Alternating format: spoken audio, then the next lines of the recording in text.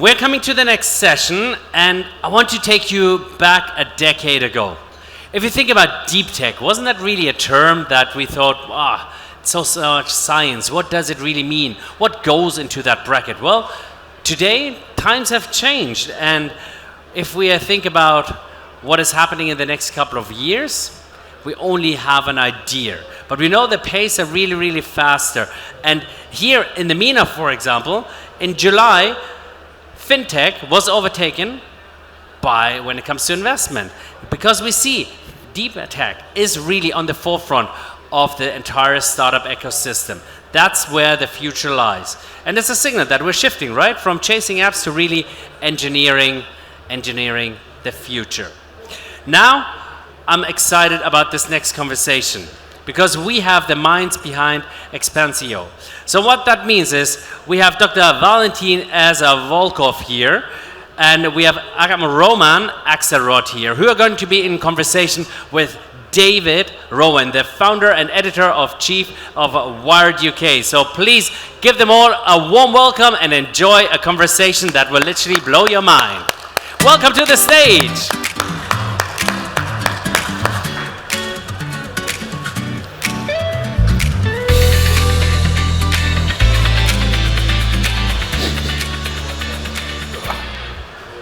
I'm going to make a personal vanity confession. I'm wearing contact lenses, but they're very, very boring contact lenses.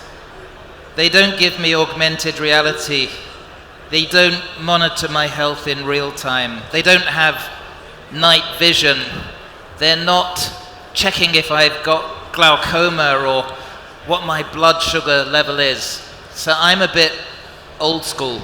Because there is a company based here that's building what could be the next human-computer interface through smart contact lenses. The company is called XPANCEO, and they raised a little bit of money in the summer, $250 million at a unicorn valuation, $1.35 billion. Because if you're trying to build the future of how we interact with the digital universe, and you're doing it with lenses that go in the eye, that's complicated.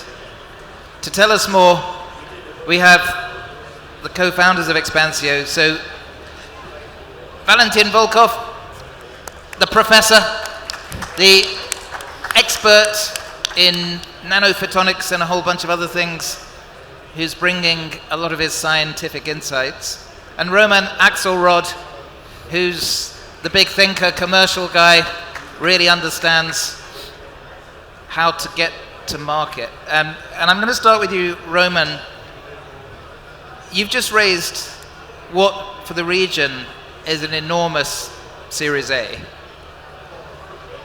You're building something that's ultra complicated. The form factor, the regulatory compliance. What was it in the story you told the investors that managed to close one of the most exciting funding rounds of the last year or two?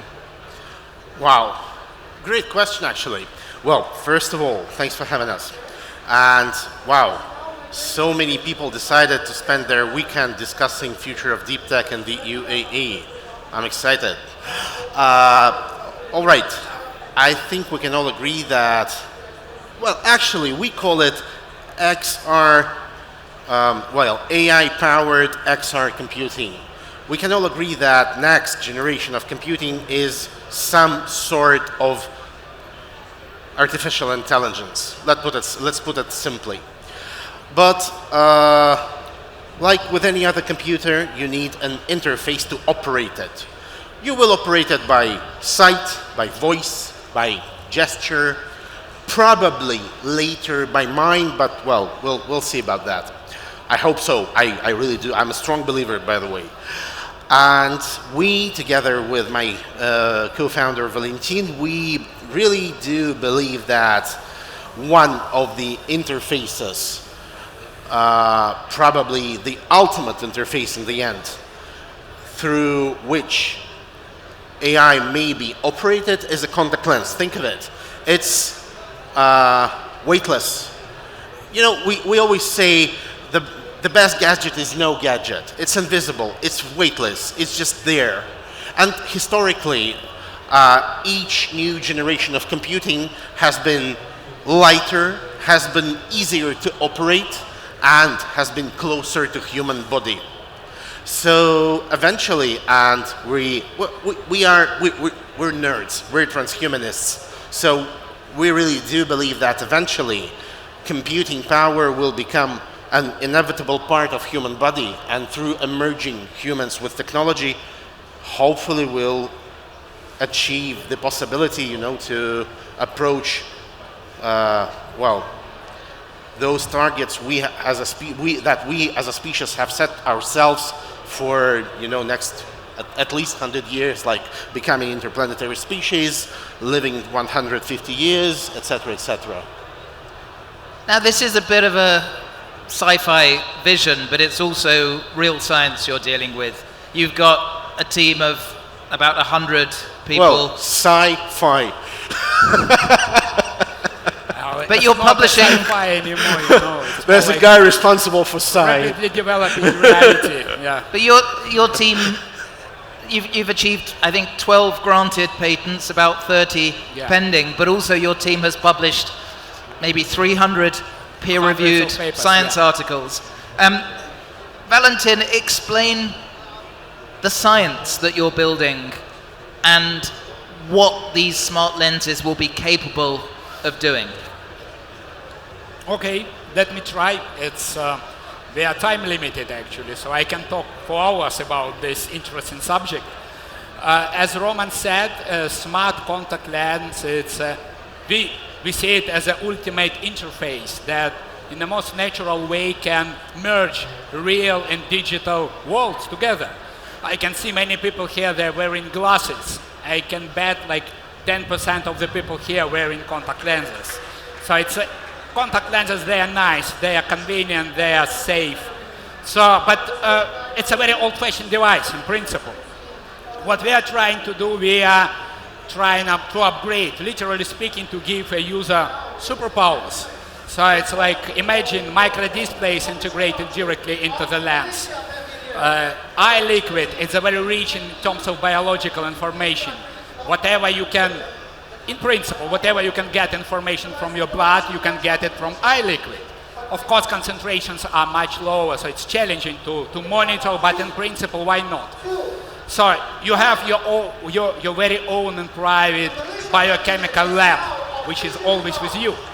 So, and then, of course, augmented reality. That's the next way of dealing with the real things. So there are lots of noise now about spatial computing. So we're actually offering the most natural and ultimate way of doing this with a contact lens. Of course, there are lots of challenges, and if you are talking about micro display, for example, it's not that simple to put it integrated directly into your eye, because our eye is very good on seeing things away. Once you start to integrate it inside, it's difficult. So the only way to overcome all those traditional fundamental problems is to go to new materials. The materials, they are ultimately thin. They have a very high refractive index, which actually allow you to shrink the light to the size of the wavelength itself. So, and that's our solution. We use new materials to build a gadget of the future. So is the idea, Roman, that this replaces your smartphone? You will have these smart lenses that will allow you to look at your social feeds, to get your messages, to have your entertainment? Well, with all due respect to smartphones and all current generation of computing, we have to admit they're outdated. They're bulky, they're heavy, they're not interchangeable, and they contain computing power on board. With the development of cloud computing and AI, we do not need computing power on board anymore. Well, we need it, but just a little tiny bit of it. We believe that next generation, the AI-driven generation of computing, will be operated through XR. And we believe that contact lens is a great interface for extended reality because, well, your whole world is a screen. You have all the information you need instantly, all the apps, all the data. And let's not forget that this gadget will at the same time simultaneously monitor your health. And not, this robotic monitoring your Apple Watch provides, but real monitoring and real advice like, Roman, this guy irritates you, stop talking to him, or your blood pressure is too high, probably stop, cut off the coffee, something like that. And, well, of course, they are you see, smartphone did not kill laptops. Laptops did not kill PCs. It's just evolution of form factor and the interface. Did Zuckerberg get it wrong when he saw the future as the smart glasses? Well, glasses are great, and I really think that in some cases we will use glasses, like probably in the office or watching content, chatting, having video conferences. But in case you operate in space, in case you're in case you're jogging, in case you're riding a bike, in case you're riding a Formula One vehicle, you cannot wear glasses, you cannot wear helmet, you cannot wear basically anything but the contact lens. Now, we've talked about the social connections, the entertainment that these lenses will enable. There's also some clinical uses for people who have vision impairment. There'll be a way to connect an image and project it directly on the retina. But all this depends on clinical trials, on proving the safety. You have prototypes. I think at the end of next year you're going to begin clinical trials. Talk through briefly, Valentyn, some of the scientific challenges, the size, the materials that you're going to have to work with. What are the big hurdles you're going to have to leap over? Well, good question. You're absolutely right.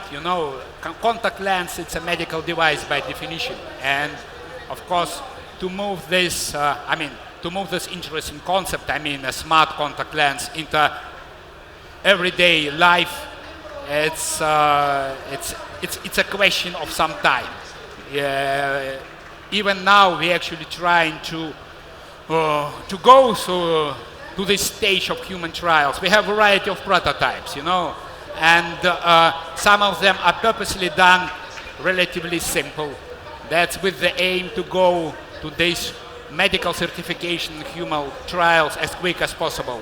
Then, of course, we will use our more advanced prototypes based on these advanced materials and novel optoelectronic solutions, which actually allow you to solve many fundamental problems related to traditional XR devices like glasses, for example. You mentioned it. One should keep in mind that modern glasses, I don't know if anyone tried the smart glasses, they're very nice inside the building. You are going outside, for example, sun is up, the contrast drops down. It's a fundamental problem. To solve it, you have to put the power on, more batteries. Contact lenses, they solve all this all this problem in a natural way. The display, which are basically, it's a part of your eye, the coupling efficiency is very, very high. So, again, back to our challenges, human trials, and it's challenging. So it's not a problem, it's a challenge, which we are solving one by one, I would say. And what is the year when I will be able to wear one of these contact lenses? Again, in principle, you can try our prototypes during the GTEx itself. We will have our booth and everyone is welcome to come and try. We have a variety of interesting prototypes.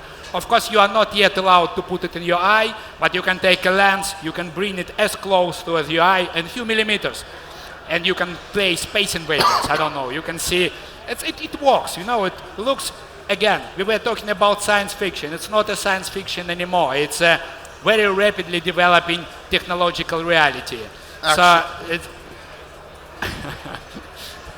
Actually, you know what? I would like to add.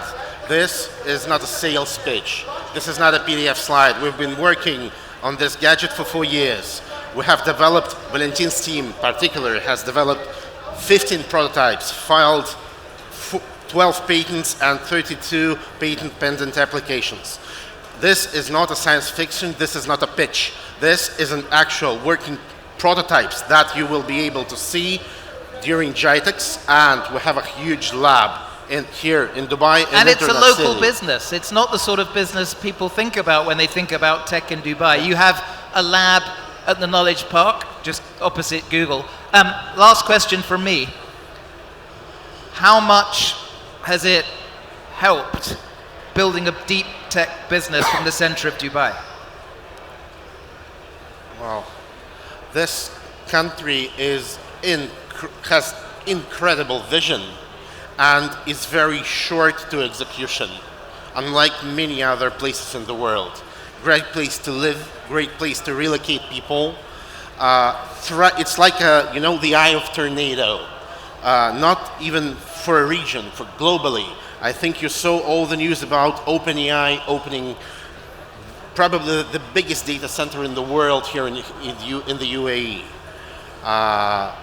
I'm sure Valentyn has a lot to add about the science side. I can say a few words. I mean, during my academic career, I was building many research centers, labs, and usually it takes years, but it was never so easy and fast as we did it here. So basically our core lab facilities were built, from the scratch within the half of the year. It's a miracle, you know. So visionaries building the future of vision in a place that sees into the future. From XPANCEO, thank you for the Psi and the Phi, Roman and Valentyn. Thank you. Guys. Thank you very much for a great conversation about the future. Another round of applause, please.